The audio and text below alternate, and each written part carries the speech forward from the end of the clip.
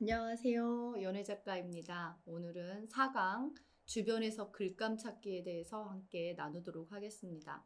지난 시간에 프로필 쓰기하고 내가 쓰고 싶은 글 이렇게 쓰기를 한번 소개해 드렸는데요. 여러분 지금 글을 쓰고 계시나요? 어렵죠? 이렇게 글감 찾는 것도 어렵고 어떤 글을 써야 되는지 지난 시간에 많이 고민을 하셨을 텐데 글쓰기 본격적으로 하기 전에 제가 프로필 쓰기를 먼저 말씀드렸죠. 프로필을 먼저 써놓으셔도 되고 나중에 추가로 프로필을 쓰셔도 되거든요. 그럼 이제 본격적으로 한번 글쓰기를 한번 해보도록 하겠습니다. 그런데 글을 쓰려니 막상 정말 뭘 써야 될지 모르겠죠. 그래서 우선 주변에서 글감을 한번 찾아보도록 하겠습니다. 여러분 주변에 지금 이렇게 한번 둘러보세요. 어떤 것들이 보이시나요? 저는 지금 보이는 게 책꽂이가 보이고요. 산세베리아가 보이고요. 시계도 보이고요. 카메라도 보이고 커튼 앞에 화분들이 줄지어 있는 모습들도 보입니다. 아무리 글을 쓰려고 해도 뭘 쓸까 고민이 돼요. 모르겠어요 할 때 지금 보이는 것들을 먼저 그냥 빈 노트에 한번 적어보시는 것도 좋을 것 같아요. 제가 지금 하얀 커튼 앞에 이렇게 초록 식물들이 화분들이 있다고 했는데 그걸 한번 적으면 될 것 같아요. 하얀 커튼 아래 줄지어선 초록 화분들 이렇게 시작을 하시면 될 것 같아요. 어렵지 않죠? 이 정도면 그걸 떠올리면서 상상의 나래를 피는 거예요. 초록 화분들, 초록, 초록, 초록, 초록색. 만약에 이렇게 글이 써지지 않으면 단어만 쓰셔도 됩니다. 주변에서 글감 찾는 게 무척 어렵기 때문에 사람들은 주변에 글 쓰는 환경을 찾아 많이 떠나죠. 그래서 여행을 다니기도 하고, 이렇게 뭐 카페에 나가서 뭐 음악을 듣기도 하고, 또 이렇게 산책을 하기도 하고, 그렇게 하면서 글감을 찾기도 하죠. 그래도 떠오르지 않을 때도 있습니다. 글귀, 문장, 단어, 생각나는 대로 한번 적어보시면 돼요. 제가 방금 말씀드렸던 것처럼 하얀 커튼, 초록 식물, 화분, 이렇게 생각나는 대로, 지금 보여지는 대로 적다 보면 그것들이 생각이 파생을 돼서 이렇게 문장이 되기도 하고, 글귀가 떠올리기도 하고, 단어가 되기도 하고, 그것들을 모아서 또 하나의 멋진 스토리가 되기도 합니다. 그럼 지금 한번 여러분 주변에 뭐가 있는지 한번 보시고 단어 하나를 한번 적어볼까요? 노트에다가. 여러분들은 어떤 단어를 적으실 것 같은지. 저는 하얀 커튼, 초록 화분 이렇게 적겠습니다. 여러분은 무엇이 보이나요? 책꽂이? 지금 집에서 강연을 듣는다고 하면 창문이 혹시 있으시다고 하면 창문 밖을 바라보셔도 되고요. 커튼이 치워져 있다면 하늘을 바라보셔도 되고요. 날이 좋은 날 들으신다면 햇님이 쨍쨍한 햇살이 들어오는 방 안의 모습을 생각할 수도 있고요. 비가 온다면 빗소리가 나는 기분을 또 떠올릴 수도 있겠죠. 그리고 만약에 혹시 추워져서 눈이 내리는 날이라고 한다면 혹시 지금 눈이 내린다면 너무 글쓰기 좋은 날이 또 될 수도 있을 것 같아요. 이렇게 글귀, 문장, 단어 처음부터 어떤 주제를 정해놓고 슬슬슬슬 쓸 수도 있지만 글이 잘 써지지 않는 경우가 대부분이에요. 저 같은 경우에도 저도 매일 글을 쓰는 습관을 가지고 있거든요. 하지만 매일 쓰다 보니까 항상 똑같은 내용을 쓰고 있어요. 그래서 어제도 똑같이 썼어요. 노트를 딱 펼쳐놓고 쓰면서 어제와 같은 오늘 내가 오늘 또 뭐 했을까 이렇게 시작을 하는 거예요. 정말 얘기하듯이 그렇게 그냥 내 마음 속에 그 마음들을 계속 쓰다 보면 정리되어서 또 글들이 되기도 하거든요. 어쨌든 간에 계속 쓰는 습관이 무척 중요합니다. 써지지 않으면 문장, 단어, 그리고 내 주변에 지금 환경 묘사를 하는 것도 되게 중요해요.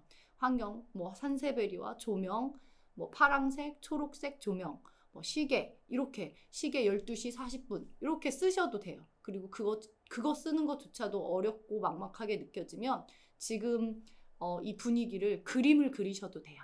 그림을 그리셔도 되고 우리가 2강, 3강에서 말씀드렸던 것처럼 그림 그린 것도 잘 못한다 하시면 색깔을 한번 칠해보세요. 아까 2강에서는 제가 저는 노란색으로 오늘의 색깔을 칠하고 싶어요 라고 했는데 저는 지금 색깔이 또 바뀌었습니다. 초록색으로 바뀌었어요. 아까는 오전이어서 노란색 좀 활기찬 느낌으로 노란색으로 칠하고 싶다라고 했는데 지금 제 마음은 좀 더 편안해졌어요. 그래서 좀 초록색으로 칠하고 싶은 생각이 듭니다.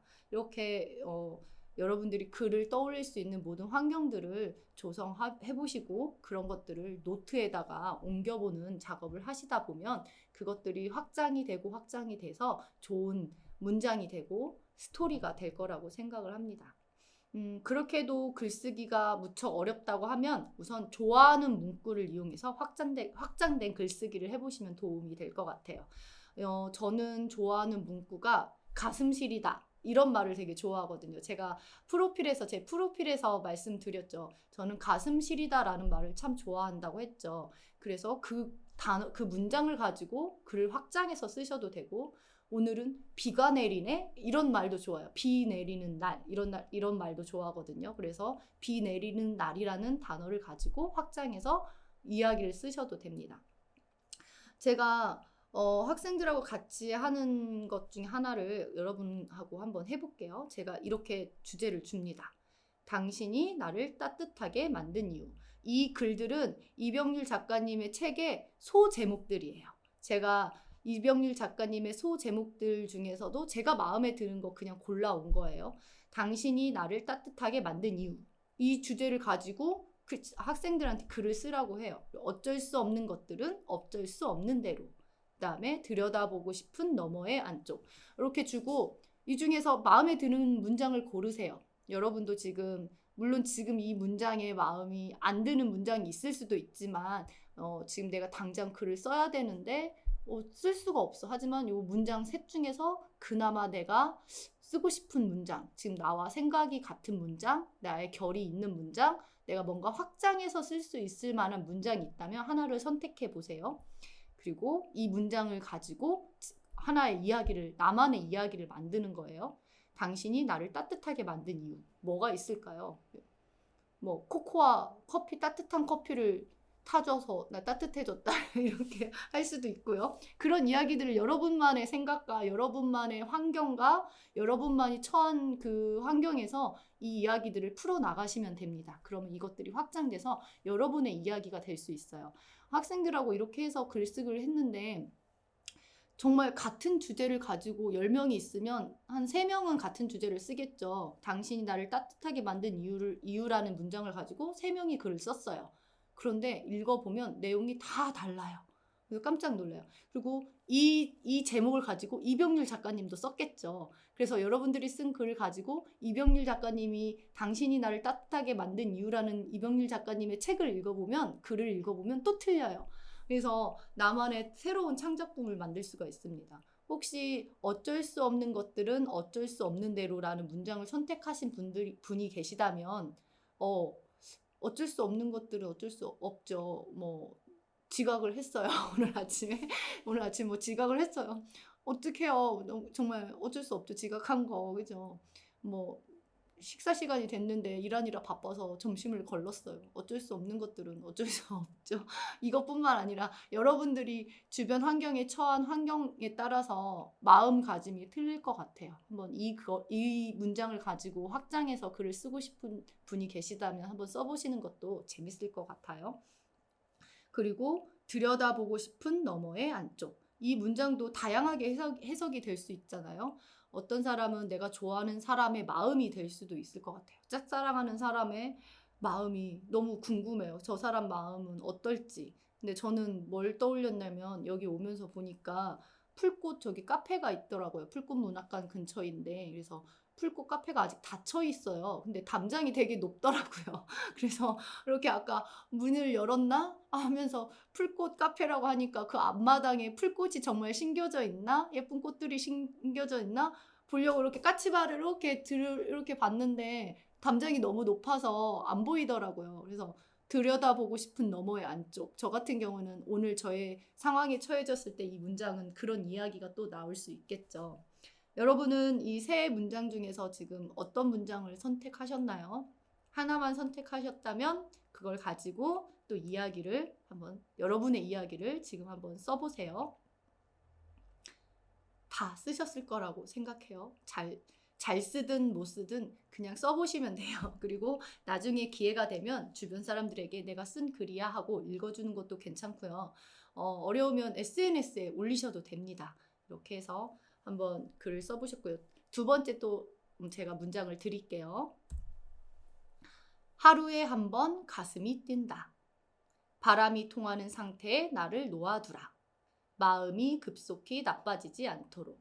자, 이 세 문장 중에서 좋아하는 문장이 있나요, 여러분? 하루에 한 번 가슴이 뛴다. 하루에 한 번만 뛰면 안 되는데 계속 뛰어야 되는데 심장 그죠? 여러분의 상황과 또 여러분의 형편에 따라 하루에 한 번 가슴이 뛸 수 있어요. 우리 자고 있는데 뭐 예를 들어서 우리 집 고양이가 갑자기 나를 깨워가지고 깜짝 놀라서 깰 수도 있고 그죠? 아니면 운전을 하다가 저도 오늘 운전을 하면서 이곳에 왔는데 갑자기 예상치 못하게 앞차가 갑자기 깜빡이도 없이 끼어들었다. 그럼 깜짝 놀랄 수도 있죠. 그냥 가슴이 뛰기도 하고 아니면 정말 좋아하는 오늘 뭐 출근할 거나 아니면 학교에 갔는데 내가 좋아하는 사람이 우연히 지나갔다. 그 사람을 보면서 심장이 정말 뛸 수도 있고요. 여러분만의 이야기가 있겠죠. 하루에 한 번 가슴 뛰는 이야기가 있겠죠. 그 이야기를 풀어서 쓰셔도 좋을 것 같아요. 그리고 바람이 통하는 상태에 나를 놓아두라. 이 문장도 혹시 선택한 분이 계시다면 여러분의 상태에 맞춰서 이 문장을 가지고 이야기를 써보시면 재밌을 것 같아요. 오늘 꽤 춥더라고요. 비도 오고 바람이 불어서 아까 잠시 차에서 잠깐 내려서 한 1분 정도 걸어오는데 바람이 막 불었어요. 근데 코트가 이렇게 잠겨 있어서 너무 뚱뚱해 보여서 코트 단추를 이렇게 풀었거든요. 그래서 바람이 이렇게 제 코트 안으로 이렇게 들어왔어요. 그래서 바람이 통하는 상태에 나를 놓아두라라는 문장이 제 상황에서는 이 문장이 맞을 수도 있겠죠. 지금 제가 다 예를 들어 드리는 거는 저의 상황이에요, 여러분. 제가 뭐 운전을 하다가 차가 끼어들어서 오늘 한번 깜짝 놀랐다. 뭐 추운 바람이 불어서 코트 안으로 바람이 들어왔다. 그리고 마음이 급속히 나빠지지 않도록. 그죠? 오늘 아직 막 마음이 나빠질 만큼 뭐 기분 상한 일은 없었어요. 아직까지. 하지만 하루를 살다 보면 마음이 막 나빠지는 일들이 생길 수도 있죠. 하지만 마음이 급속히 나빠지지 않도록 뭔가를 조치를 취하기에 난 커피를 마신다. 밥을 먹는다. 아니면 좋아하는 사람과 통화를 한다. 뭐 이런 거 될 수도 있고요.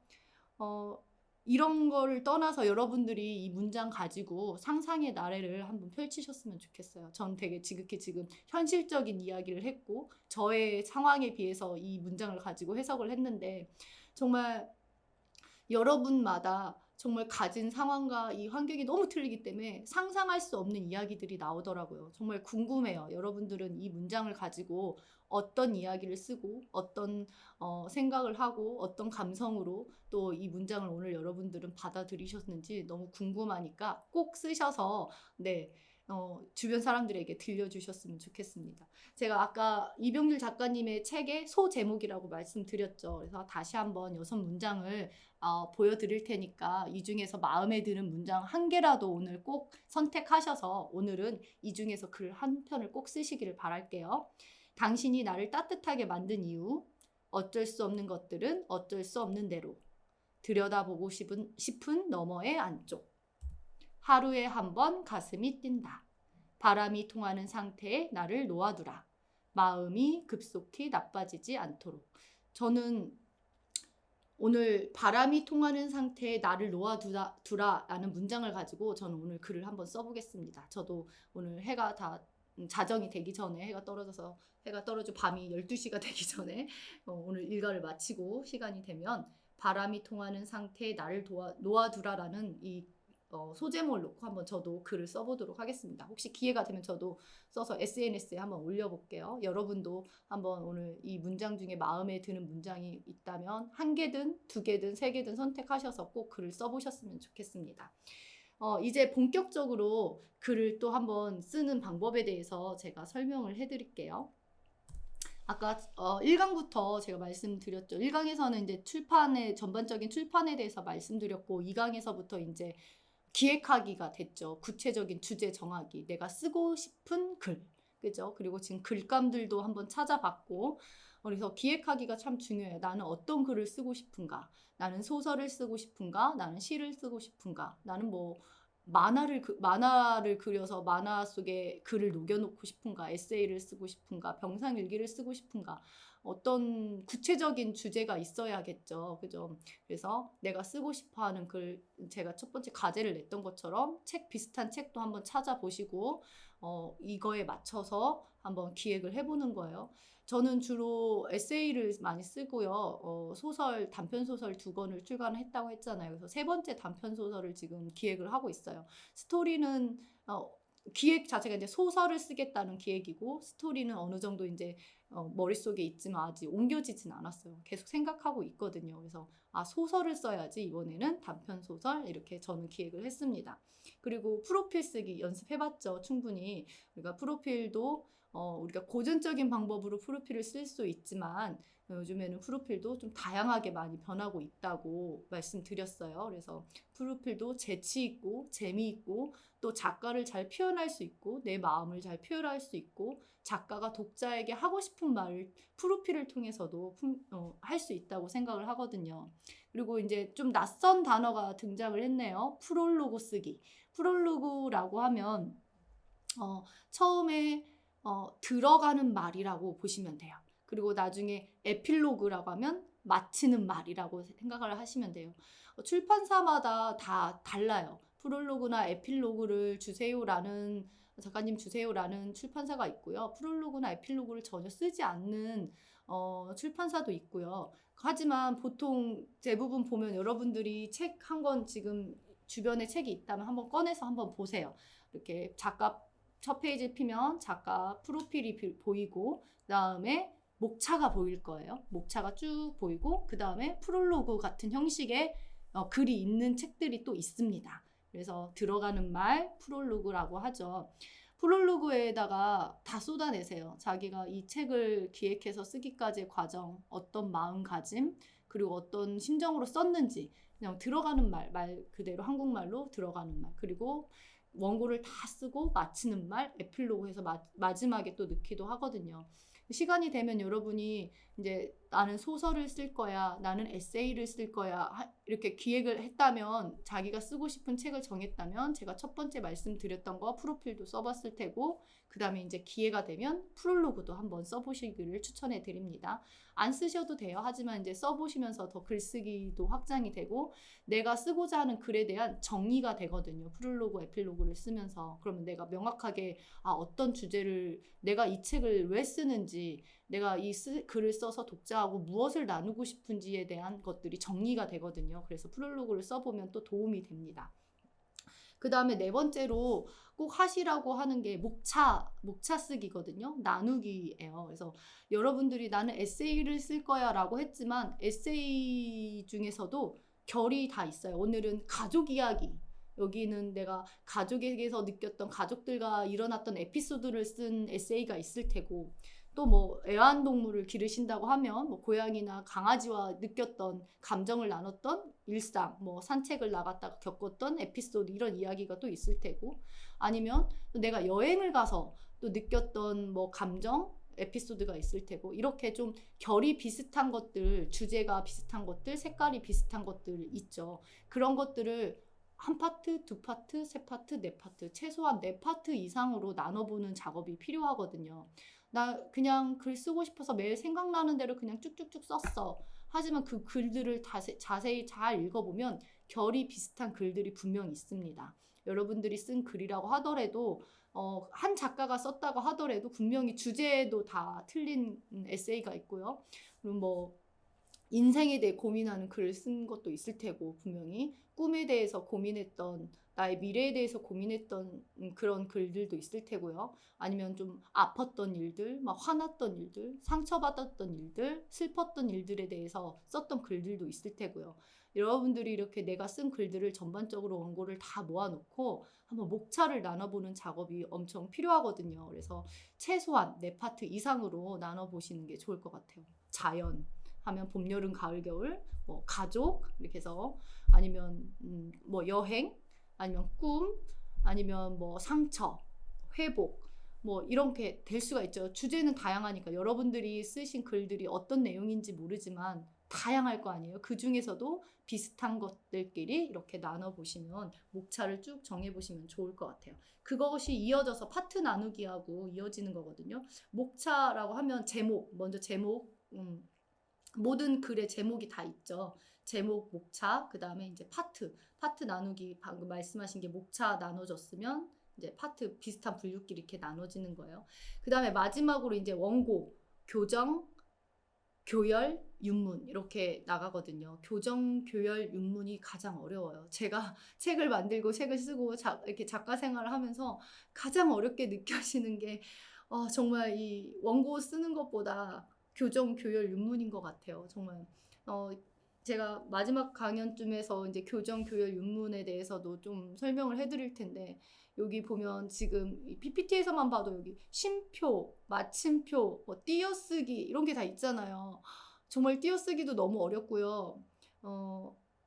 정말 표현하기 그렇지만 제가 교정을 보다가 정말 실수하는 게 엄청 많은데 혹시 여러분 제가 하나 예를 이따가 나올 수도 있지만 혹시 궁시렁 너 무슨 말을 그렇게 자꾸 궁시렁거려? 이 소설에서 이런 문장이 나왔거든요. 이 문장이 틀렸습니다. 혹시 지금 이거 궁금하시죠? 뭐가 틀렸을지. 제가 이따가 다 알려드릴게요. 지금 한번 고민해 보세요. 우리가 이렇게 말로 뱉어진 언어와 쓰여진 언어가 달라요. 그래서 말로는 제가 여러분하고 지금 강연을 하고 있지만 아마 이거를 다 녹취를 해서 글로 쓴다고 하면 저는 정말 두서 없는 말을 하고 있을 것 같아요. 주어, 서술어, 목적어, 말도 이랬다 저랬다 할 것 같아요. 하지만 쓰여진 글은 이 모든 것들이 다 맞아야 돼요. 그래서 말로 하는 거와 쓰여진 글 쓰기가 이게 참 어려운 거거든요. 그래서 교정, 교열, 윤문을 거치지 않은 글은 글이라고 할 수 없고 그냥 구어체, 말하는 거죠. 제가 요즘에 녹취를 또 이렇게 해보고 있는데 저희가 습관적으로 쓰는 단어들이 참 많아요. 지금도 제가 쓴 것처럼 참, 정말, 너무, 엄청, 그래서 이런 단어들을 우리가 습관처럼 많이 쓰더라고요.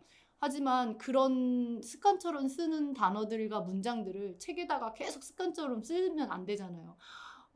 그래서 정말 나는 좋았다. 그래서 나는 정말 바빴고, 그래서 나는 정말 행복했다. 이렇게 쓰면 안 되잖아요. 너무 예쁜 문장이 아니잖아요.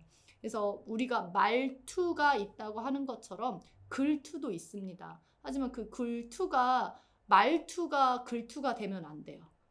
저도 지금 여러분이 느끼셨겠지만 저도 이렇게 말투가 있잖아요. 저만의 말투가 뭐 웃는다거나 말을 하면서 좀 웃는다거나 아니면 좀 손 제스처를 하면서 좀 가장 좀 저도 이렇게 또 썼네요. 좀 많이 이런 말을 정말 많이 쓰죠.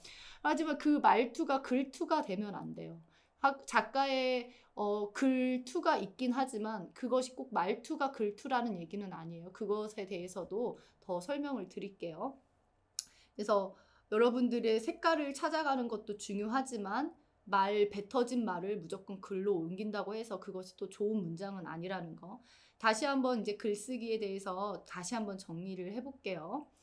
기획하기. 그죠? 여러분 지금 어떤 글들을 쓰려고 지금 벌써 4강째가 됐는데 어떤 글을 쓰려고 마음속에 결정을 하셨나요? 소설, 시, 에세이. 아마 에세이를 쓰시고 싶어 하시는 분들이 가장 많을 것 같아요. 그러면 그 에세이를 쓰려고 마음에 결정을 하셨다면 내 글과 좀 비슷한 책 찾아보셨겠죠? 당연히. 그래서 그 책도 한번 읽어보시고 그 책을 보면서 혹시 그 책에 그림이 그려져 있는지 사진이 뭐 삽입돼 있는지 아니면 혹시 책을 보면서 발견하셨는지 모르겠지만 책이 빽빽하게 글만 적혀 있지 않죠. 그죠? 소설책도 심지어 소설이라고 하더라도 글만 쭉 있지 않을 거예요. 그죠? 여백이 있죠. 분명히 여백이 있고 공간이 있고 문단이 나눠져 있고 특히 에세이나 이렇게 좀 쉽게 읽을 수 있는 단상집 같은 경우에는 정말 여백이 많이 있을 거예요. 사진 한 장이 딱 실려 있을 수도 있고 그림이 딱 한 장 그려져 있고 그 밑에 한 문장, 두 문장이 쓰여 있을 수도 있어요. 이 모든 것도 다 기획하기에 들어가는 거예요. 내가 쓰고 싶어하는 글의 분위기와 다 맞는 거예요. 그래서 책을 펼쳤으면 이 책에서는 어느 정도 여백이 들어가 있는지, 사진이 들어가 있는지, 그림이 들어가 있는지, 문장은 길게 쓰여졌는지, 짧게 쓰여졌는지, 단상적으로 뭐 한 컷, 두 컷 이렇게 들어갔는지, 이 모든 것들을 내가 쓰고자 하는 그 책을, 샘플 책을 놓고 그 책을 보면서 나는 이런 식으로 글을 한번 써봐야지 이렇게 생각해 보시면 좋을 것 같아요. 그래서 꼭 책을 찾아보라고 계속 누누이 말씀드리는 거예요. 그 책을 샘플로 놓고 내가 쓰고자 하는 글을 쓸 때 많은 도움을 받을 수 있습니다. 프로필 쓰셨나요, 여러분? 지금 제가 여러 가지 프로필들 소개해 드렸죠. 2강, 3강에서. 제 수업을 들었던 수강생들도 처음에 프로필 쓰기 어려워했는데 다 쓰고 보면 재미가 있어요. 미트가 있어요. 고전적으로 나는 몇 년도 출생해서 어느 학교를 졸업하고 어디 신춘문예에 당선됐다. 이렇게 쓰셔도 되고 정말 신춘문예 혹시 당선된 분이 계시다면 그분 지금 혹시 이 수업을 듣고 계실지는 모르겠지만 그렇게 쓰셔도 되고요. 당연히. 그리고 나는 그냥 작가를 막연하게 꿈꾼다. 이렇게 쓰셔도 되고요. 그냥 나는 끄적끄적거리는 걸 좋아한다. 뭐 이렇게 쓰셔도 됩니다. 그럼 얼마든지 나 자신을 표현하면 됩니다. 그리고 프롤로그 꼭 써보라고 다시 한번 말씀드렸죠. 프롤로그는 내가 글을 쓴 거를 정리하는 그 틀이 될 거예요. 그리고 목차, 제목 쭉 써보고 그 목차들을 또 파트별로 나눠보는 거 아주 중요하다고 했어요. 그리고 마지막으로 원고를 썼으면 교정, 교열, 윤문을 하는데 지금 짧게 지나갔지만 이 원고 완성이 가장 중요해요. 가장 오랜 시간이 들어가는 게 원고 쓰기예요. 그 뭐 책을 쓰든 글을 쓰든 원고 주제를 정하고 글 쓰고 오랫동안 책상에 앉아 있어야 되고 오랫동안 마음속으로 고민을 해야 되고 이 문장을 쓸까 이 단어를 쓸까 고민을 하게 되겠죠. 그래서 원고 쓰기에 가장 많은 시간을 투자하는 게 원래는 맞습니다. 그래서 여러분들이 지금 글쓰기가 너무 어려우니까 오늘 제가 과제를 드렸죠. 6문장 다시 한번 리뷰를 해볼게요. 당신이 나를 따뜻하게 만든 이유, 어쩔 수 없는 것들은 어쩔 수 없는 대로, 들여다보고 싶은 너머의 안쪽. 그 다음 하루에 한 번 가슴이 뛴다. 바람이 통하는 상태에 나를 놓아두라.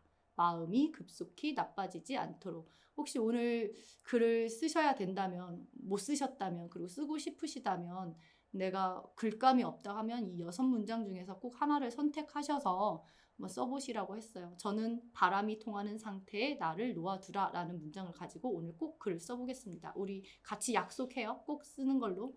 그래서 꼭 같이 기회가 되면 여러분들이 쓰신 글을 볼 기회가 생길 것도 같습니다. 다음 시간에는 가사를 시처럼 읽어본 후 노래 감상하기를 할 거거든요. 그래서 제가 그냥 선정해 왔어요, 노래. 그래서 다음 시간에 5강에서는 노래 가사와 그 다음에 쓰여진 노래 가사와 그냥 에세이가 어떻게 다를까. 노래 가사도 글로 되어 있잖아요, 여러분. 그래서 노래 가사가 쓰여진 글과 어떻게 다를까 한번 노래 가사를 읽어보면 정말 노래 가사를 한번 이렇게 글처럼 읽어보신 분 별로 없을걸요? 그래서 저는 학생들하고 이 작업을 꽤 많이 하는데 정말 신선해요. 모르는 노래 가사를 읽어보면 이게 진짜 소설인지 가사인지 에세이인지 모를 정도로 그리고 가사를 읽어본 다음에 노래를 들으면 또 기분이 틀리고 이 마음가짐도 다르거든요. 다음 시간에는 이렇게 노래 가사를 가지고 제가 노래 선택해 갖고 오겠습니다. 네, 그래서 한번 가사를 읽어본 후 시처럼 읽어본 후 제가 또 예쁜 목소리는 아니지만 제 목소리로 한번 여러분하고 읽어보겠습니다. 그럼 여러분 오늘 4강에서 잊지 말아야 될 거 아까 다시 한번 기획해보고 프로필 쓰고 프롤로그 쓰고 목차 파트 나누고 원고 쓰는 거 그죠? 교정 교열 윤문은 나중에 추가로 하겠습니다. 원고 오늘 6문장 중에 한 문장 꼭 선택하셔서 원고 쓰기 약속하시는 겁니다. 재밌고 스트레스 받지 마시고 즐겁고 재밌고 그리고 내 마음이 힐링되는 글을 쓰셨으면 좋겠어요. 그러면 오늘 이렇게 해서 4강도 마치도록 하겠습니다.